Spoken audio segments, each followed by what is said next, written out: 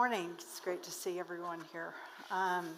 My name is Tina Goode. I am a staff therapist at the Refuge Center.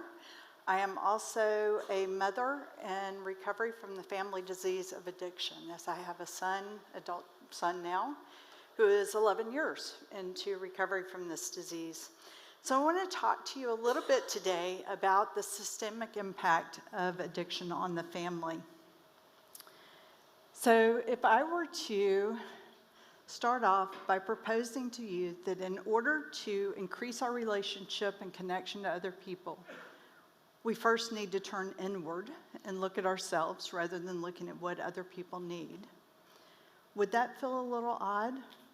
Or if I propose to you that our greatest pain and challenge can often become the catalyst for our greatest joy and gratitude, much as Emily kind of alluded to this morning, would you think I was a little confused?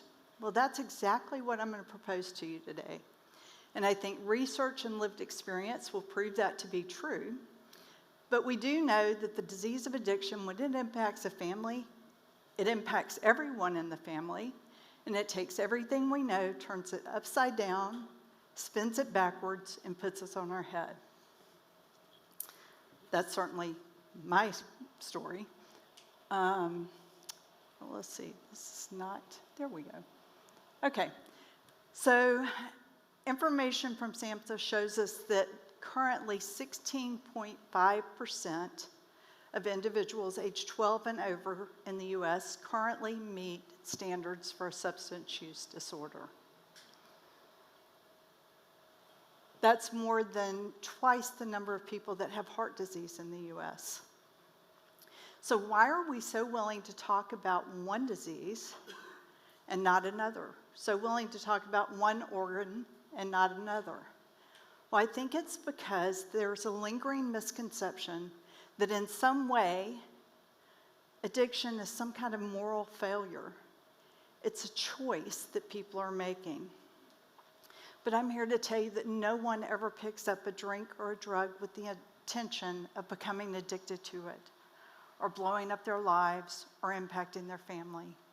It's simply not true. Brené Brown tells us that shame derives its power from being unspeakable. So if we're willing to talk about one organ, why don't we talk about all of them? So let's break through that misconception and the shame, and let's talk about the disease of addiction and the impact on our brain. So first of all, our brain is magnificently created for survival. It is hardwired for survival. And the way that works is there's a reward system in our brain that tells us the things that are pleasurable that we need to do. Things like eating, that's something that we need. Sex, something necessary to continue the species. Those are pleasurable things, and those are considered primary rewards. So when we experience something like that, our brain sends out a neurotransmitter known as dopamine from the VTA area out through various parts of the brain, including the amygdala, to say, this is good, remember, do this, you enjoy this, we need this. There are also secondary rewards, such as watching a sunset, having a laugh with a friend, enjoying a good meal, that we say, oh, this is good too. And we don't have time to get into the various levels of dopamine and how that's impacted and the reuptake receptors and all that. But this loop is there to remind us to do those things that we need to do to survive. The problem is that the brain doesn't realize that a substance is neither a primary nor a secondary reward. And when the brain gets hijacked, it thinks that the alcohol or the drug or the substance or behavior is absolutely vital to survival, just like food, air, and water.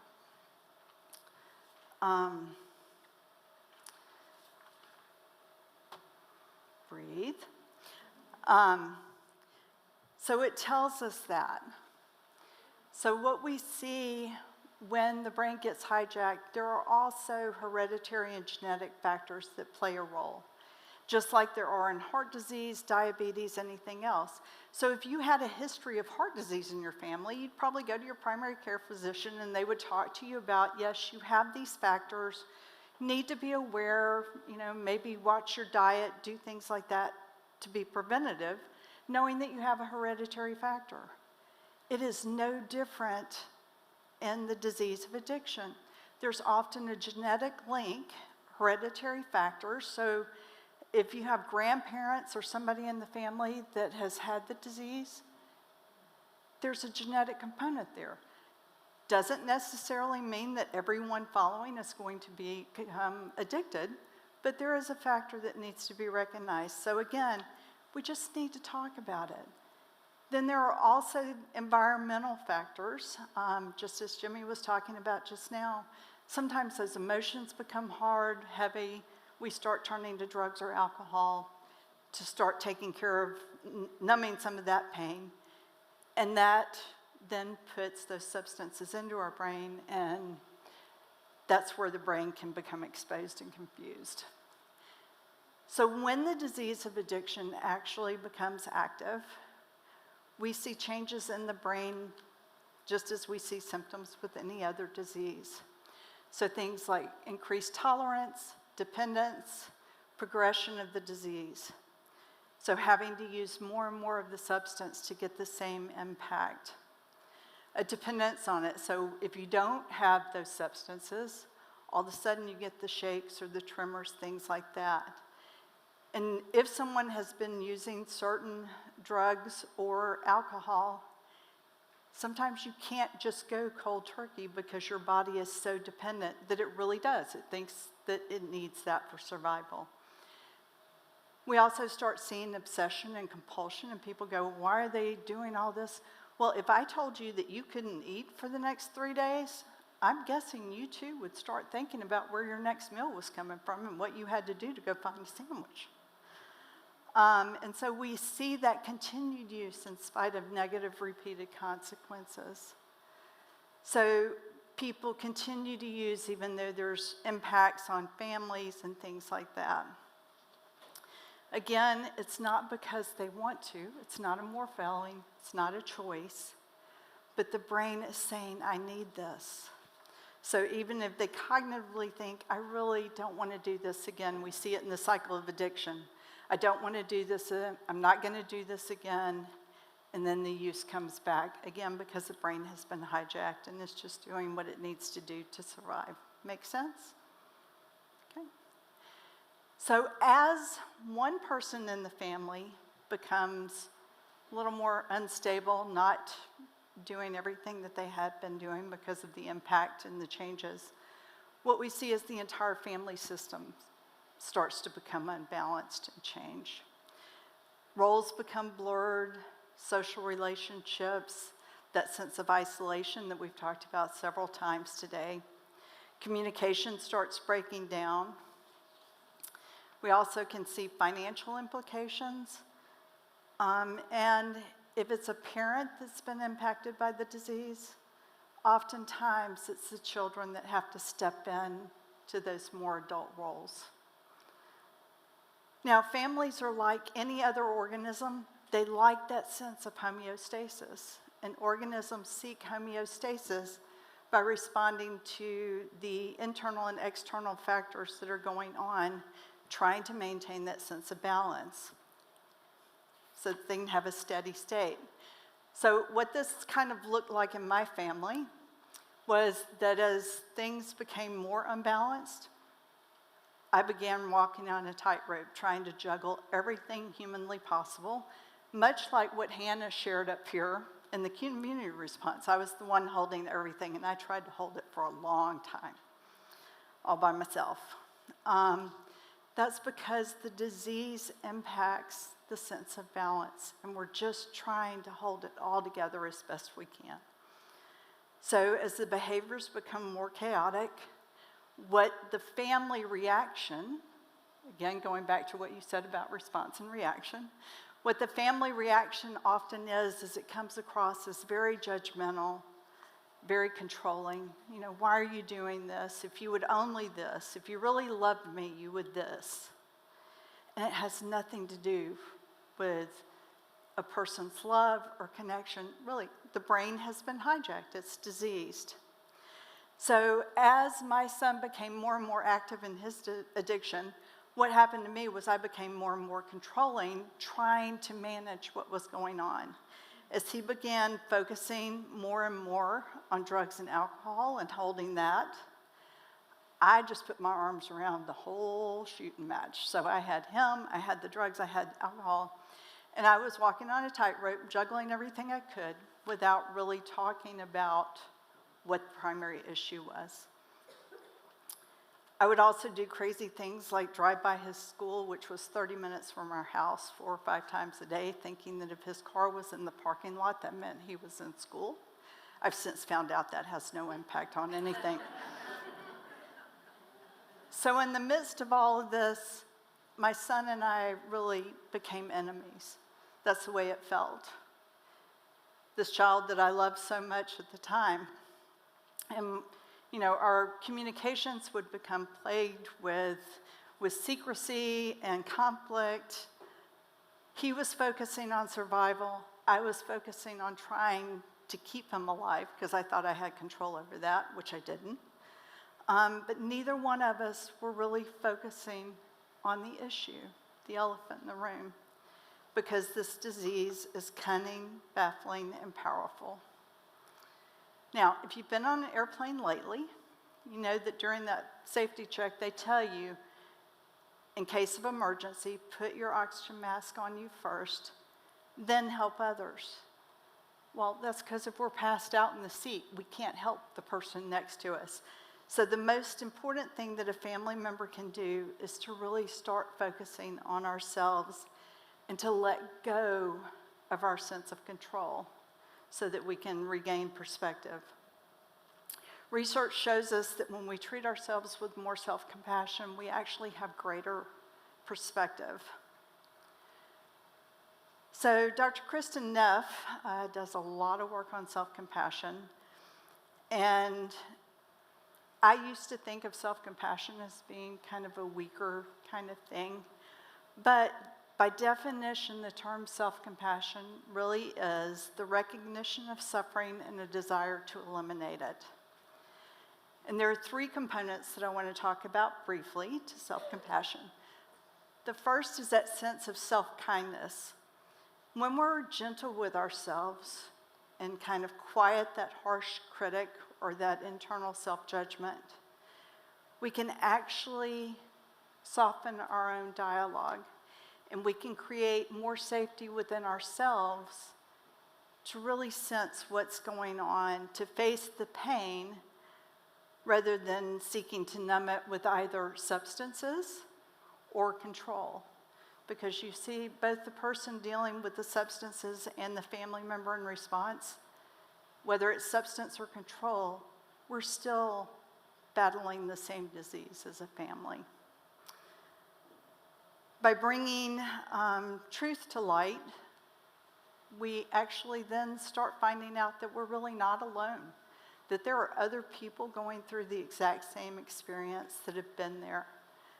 Research also tells us that about half of the people in the US, half of the families, are impacted by the disease of addiction. I actually have also seen studies that show it's higher than that.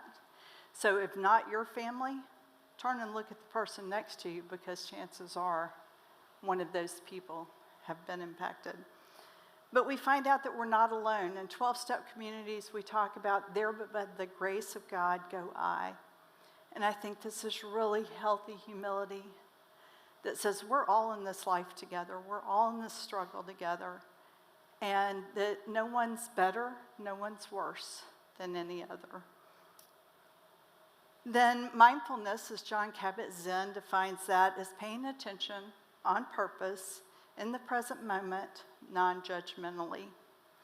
And it's in this sense of slowing down that we really begin to recognize our feelings without being overwhelmed by them. So this is what life, used to look like before the disease of addiction impacted. And then sometimes what we find in the midst of it is we can't see the forest for the trees. We are so close up on the trees that we can't see anything else because we've lost that perspective. We're reacting to things. So as we start stepping back and caring for ourselves in a more self-compassionate manner, we can begin to gain some perspective and go from, I am angry, or I can't do this one more day, to a sense of, I feel that I'm angry, or I feel I can't do this another day, to then really stepping back and just noticing, oh, I feel that I can't do this for another day. And then what do we need to do in response to that? And as we learn to care well for ourselves, we learn to care better for other people. We can begin to separate the disease of addiction from the individual with the disease of addiction. Family members are then better able to set boundaries in response to the disease, as opposed to an attempt to control the person with the disease. That shame begins to lose its power, and we find that sense of community where we can hold hands and walk with other people and seek help. So often we hear about the destructive side of the disease of addiction, the deaths, the robberies, the jail time, all those things, and that is absolutely true. That is part of what goes with this disease oftentimes. But the truth is also that there are 22 million people living in long-term recovery today, living their lives, sharing. So there is hope. As long as there is breath in the body, there is hope. And just as there are environmental and hereditary factors to the disease, there are also resiliency factors when recovery comes into a family and future generations are spoken to honestly and told about and talked, and we see that they are able to go on and live productive lives as well. So to share a little bit more about what this looks like in real life, I'd like to bring up and introduce my friend, actor Jason Wahler, who you may know from Laguna Beach and the Hills and New Beginnings. He's also appeared on Dr. Drew's Celebrity Rehab. He and his wife Ashley and their beautiful children moved to Franklin, which was a really good idea. And he is now a partner in the You're Not Alone project, a director of the Change Your Mind project, and has taken his experience and is now a wonderful advocate to eliminate the stigma of addiction and share hope and recovery with other people. So thanks for being here. Thank you for having me. I've been requested to move your table. Okay. Oh, you're going to do that? You're so big and strong. That's all I'm doing, though. Bye. Okay. Well, I'll put this over here then. Oh. Thanks. Thank you for having me. Yeah, what a so great welcome. conference, and I've learned so much. I've been sitting back there just blown away. Made me reflect and look at a lot of what's going on in my own life today. Yeah. You know? Yeah. It's crazy. You talk about the pregenetic disposition of addiction, and I laugh at it because I wasn't really given a shot. When I came out of the womb, I told them that they should put a stamp on my head, being Cherokee, German, and Irish.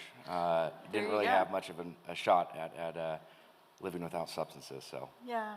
So, Jason, I know we've talked a little bit about how no one ever takes a drink or uses a substance with the intention of that being a problem. What was it like the first time you were exposed to substances? Was that different for you, and how did you see your usage change over time? that's a loaded question. The first time I used, I'll never forget the moment where me and a couple of my buddies got a 12-pack from his older brother. And it was one of those things where I actually had a lot of fear around it. I don't know why, 12, 13 years old, I think it was around the age, but a couple of them started to drink a couple of the beers and started to act a little weird. And, you know, I was over here drinking, pouring it back over my shoulder, like, yeah, you guys, this is great. And then, and that was I know that was the first time that I'd probably taken I did take a couple sips then, but that was like my first real interaction with it. But later on, I don't remember when it became like this alleviation and became something that I fully indulged in. I do know that I struggled with substance abuse and or mental health issues way before I ever picked up the drink or the drug. And what I mean by that is at 12, 13 years old, I struggled severely with OCD to the point where I'd wash my hands till they'd bleed. I used to have to wear neoprene gloves at night with Neosporin in them. And that was one side of the life I was living. But on the other side, when I went to school, people had no idea that was going on. I was a part of the popular group. I was athletic. And so I was living this double life. And behind closed doors, there was this whole situation that was going on. And what I mean by I struggled with addiction way before I ever picked up the drink or the drug was just the self-deprivation, the negative talking to myself, and just the depression and the anxiety. And my parents were there and they supported and did everything they possibly could to help me. I saw a psychiatrist, I saw a therapist, but 20 years ago, I went to a psychiatrist, they gave me an SSRI that helped mitigate the symptoms, but I never did the underlying work, right? And so as time went on, even though the symptoms were mitigated, I was able to turn my OCD, which was super severe, into more like color coordinating my closet, like organizing my clothes, but it was still there. And I remember I believe that's really where it started to lead me into addiction, though, is because about 15 or 16 years old, alcohol, I remember being like my superpower. It was Popeye spinach, and that became my identity. And it alleviated those underlying issues that I had with the OCD, the ADD, and it made me not have to think about that or reflect on it, but obviously it didn't end well, but I'll pause there. Yeah, and it kind of became a solution at that point until it wasn't, right? Correct. Yeah. Yeah, so we've kind of talked about that cycle of addiction and the fact that oftentimes people don't want to continue. Yeah. Addiction it's primary, it's chronic, it's progressive, and it's fatal if it's untreated, right? And the way I've tried to break this down for my parents or a girlfriend at the time, they're just like, why can't you stop? And first of all, I want to preface, there's no such thing as recreational use of heroin, of meth, drinking a bottle of vodka a day. It's a very debilitating place to be. To have to try to be in that state. Again, addiction does not dictate who we are, but it doesn't justify our actions, but it's just understanding and having sympathy for what that person's going through, right? But I'll never forget, going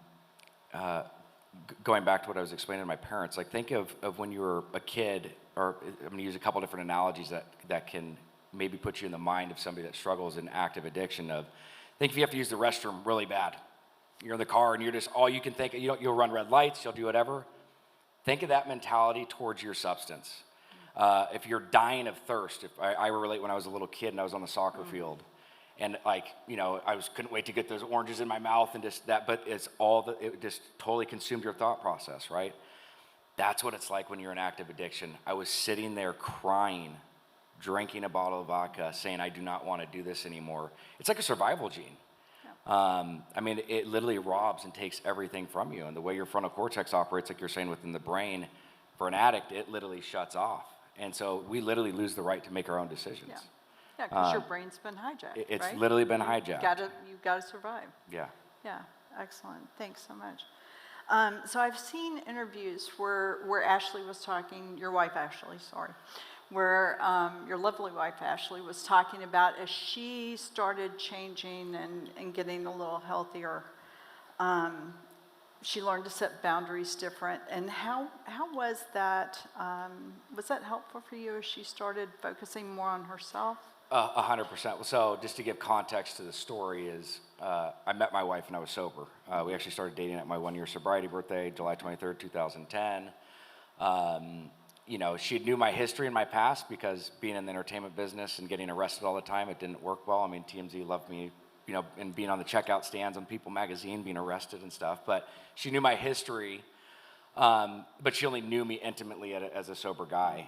And 4 or 5 years down the road, I ended up relapsing. And so she did not know, again, I was young, 23 when I originally got sober, so at 28, 29 years old when I started to go back out, she didn't know how to deal with this, there's a whole story. We don't have enough time to talk about because I think it's a really important topic.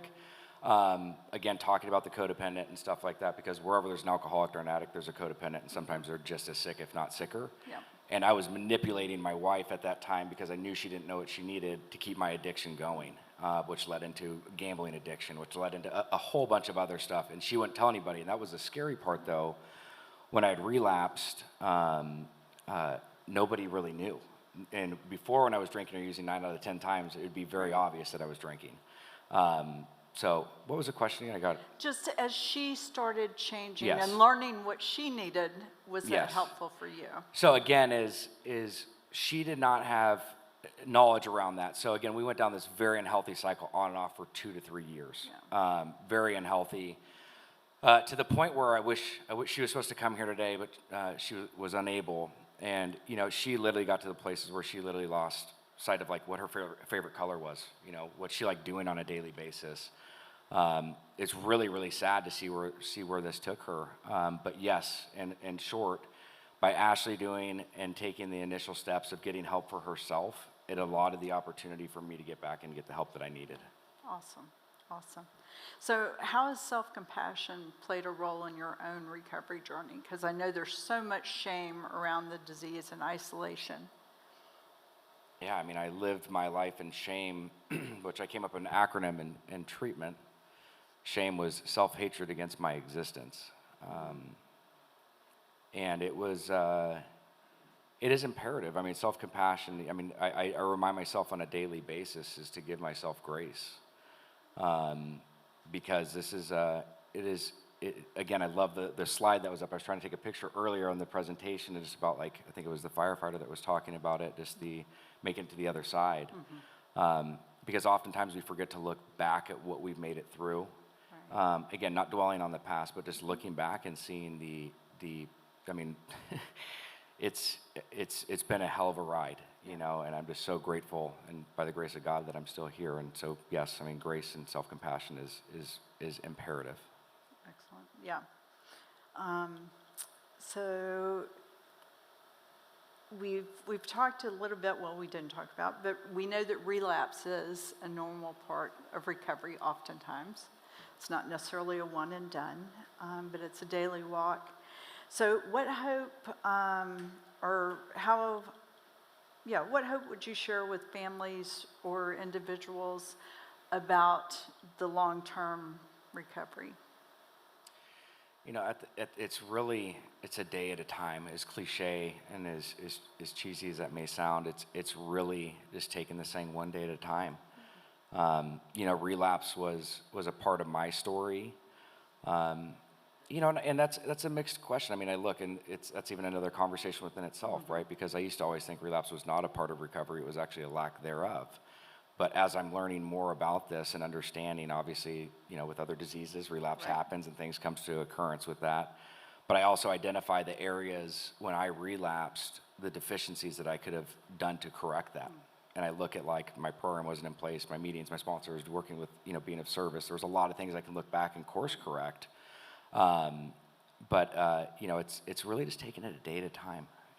Just because I have 4 years and the other person has 30 days, it's all we have is today. Yeah. So how important is community, and what things do you do to support that daily recovery for yourself? Community is imperative. I mean, if I were to give you the 4 pillars of my sobriety to simplify it, it's God, foundation, fellowship, and service. And the foundation is imperative. I have to surround myself with like-minded individuals. You are a product of your environment. Yeah.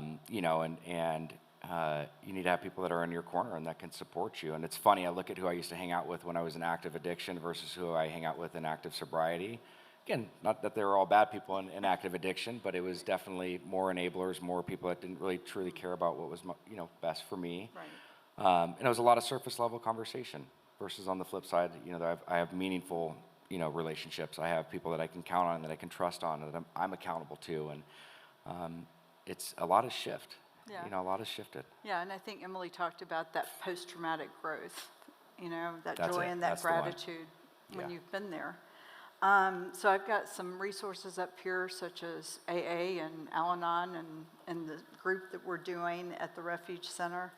But I'm wondering what message you might share with, just as we close up, anyone that's here today struggling with the disease of addiction, or what you might share with family members that might be here listening. I mean, the first thing I would say is you're not alone. This is a leading cause of death in America for 50-year-old individuals and younger. This is a cunning, baffling, and powerful disease, you know, and I think the first thing to do is just to reach out to somebody. The thing that took me onto a path of sobriety was really finally just getting open and honest. That was the first step. But there is, again, I agree with you. I think everybody's been directly impacted by the disease of addiction. If you just look across the country, I mean, somebody knows somebody that's gone through it. And so it's reaching out. It's having that first conversation, because that first conversation could be the last time you have to feel like that way that you're feeling. Yeah. So thanks, and I think we probably have. I hope we brought a little hope to you guys today, and certainly I know there's a bond anytime we've been through it, and I appreciate all the work that you're doing in the community and around the country. Of course. To break through that stigma and bring hope. So I think we're going to bring all the speakers back up. Thanks. Yeah. Thanks, you too. And I think we're supposed to move our chairs back. All right, we're going to spend 10 minutes doing a Q&A, so do be thinking about any questions you may have for any of our speakers. Everyone is still here except Chief Faulkner. She had a badge ceremony to swear in a new officer right after she left, so. I was thinking if we had to add a different title to this morning, I might select Responding to Desperation, because desperation is actually a very powerful place to be. And what we've talked about this morning is what to do when you are desperate, how to help someone who is desperate. So I hope you feel equipped with these conversations and tools and real life stories. If there is one way you might help the Refuge Center, it would be using the QR code to go to our webpage, refugecenter.org. And at the top, there's a button that says donate, and you can become a faith builder or a dream builder. A faith builder is $30 to $40 a month, and it allows you to scholarship sessions for those on our sliding fee scale. Dream Builders is a monthly gift towards our long-term vision for our new campus home, which we will open September 30th of next year. I did want to let you know that all the segments of this morning's presentations will be spliced and put on our YouTube channel in the next couple of weeks, so you'll be able to rewatch these presentations. But in our final minutes, and we will close right at noon, so we've got 8 minutes for questions. I'm going to stand. Yep, and Patty is going to circle the room with the mic. So we've got everybody up here, including Dennis, who's working so hard. And so, yep, just raise a hand. You said that you have 4 things that work for you. God Foundation. What were the other 2? It's God, Fellowship, Foundation, Service. Thank you. You're welcome.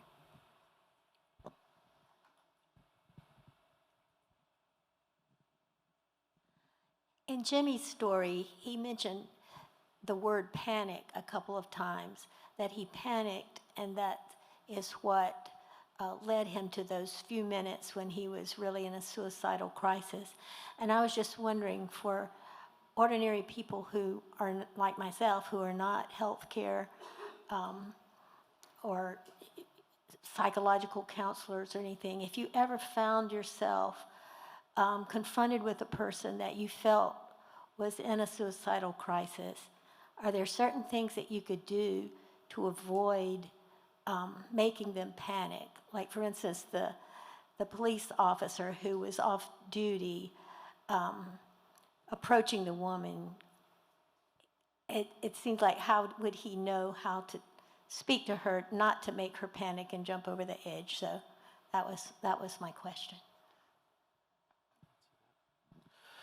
Yeah, again, that officer did exactly what a person can do, right? It doesn't take book smarts. It doesn't mean you have to go to college. It means you see something, you say something. You see a person in need, and you are there with them. You join them and you're wherever that they are at that moment. And that hope, that presence that you have in itself can be a game changer. I can add to that as well. When I showed my slides, that peak that I showed, there are two things that help me when I'm talking to someone who is in a suicidal place. That image, I keep that in my mind. That crisis moment is so short that a lot of times what you can do if you are with someone who is in a suicidal crisis is stay with that person. Because that crisis period is so short, being able to stay with that person, offering them even the hope and the support that I care about you, I am here with you right now, I'm staying with you, this is the most important thing we are doing all day. Anywhere you were gonna go, you're not going there, you're sitting here.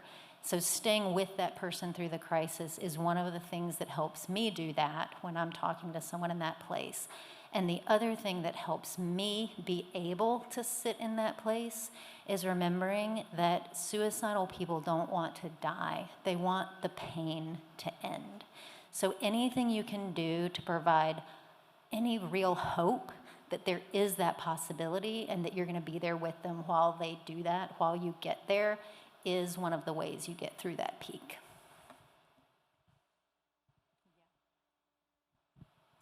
So there is a training called QPR. It's Question, Persuade, Refer. And Nora is one of our trainers. And she can come to your small group, your Bible study, your church, your place of business for a lunch and learn. And she can teach whoever you're with about 20 questions to ask if you're concerned that the person in front of you may be having thoughts of self-harm or suicide. I don't know if you can hear me. That's free of charge. We do that training through money that we get through a SAMHSA grant, which is a government grant. And so we can provide that training to anybody free of charge. So just give us a call and request that, and we can make that happen.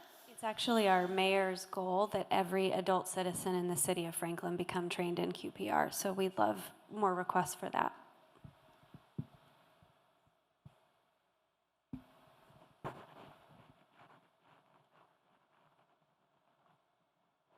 Thank you very much.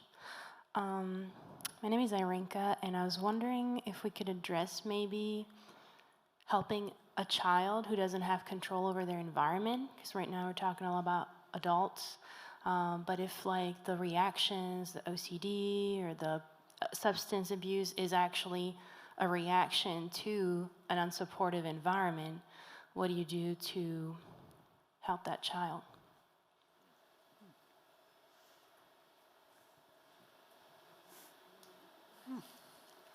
Well, our 2022 Live Intentionally conference was all focused on children, and we had a panel of experts who spoke to those exact situations.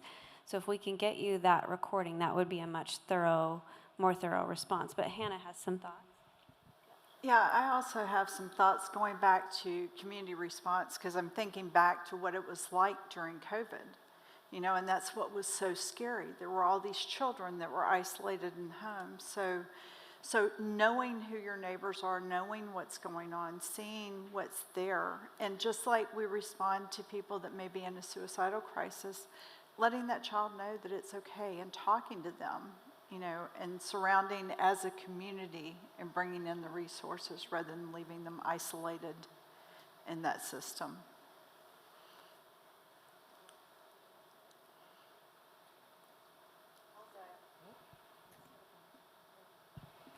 Also validating the kid's experience that you are reacting to something that is out of your control, that it's not your fault that your caretaker is struggling or unsupportive, and even validating the behaviors they've found to try to cope with it. That, hey, I bet alcohol does help you feel more calm. And then doing kind of harm reduction, which is what are some behaviors and coping skills that we can equip you with so that you can have the same amount of calm or soothing or management of the environment that won't change, that doesn't do harm to yourself. Hi, How can we best implement and hopefully start a crisis intervention team for first responders, ideally with mental health professionals as like ride-alongs? I believe this is happening in Memphis currently. I last practiced in Georgia, so that's my most recent frame of reference, but didn't know if y'all had any advice, what you'd like to see happen, and possibly how far along we are in that process here. Good question. So one of our battalion chiefs is actually working on that as part of his master's program. They're hoping, fingers crossed, that we'll be able to implement something like that, to have a clinician ride with a paramedic on those calls, those psych emergency calls, because we're just not equipped to handle it.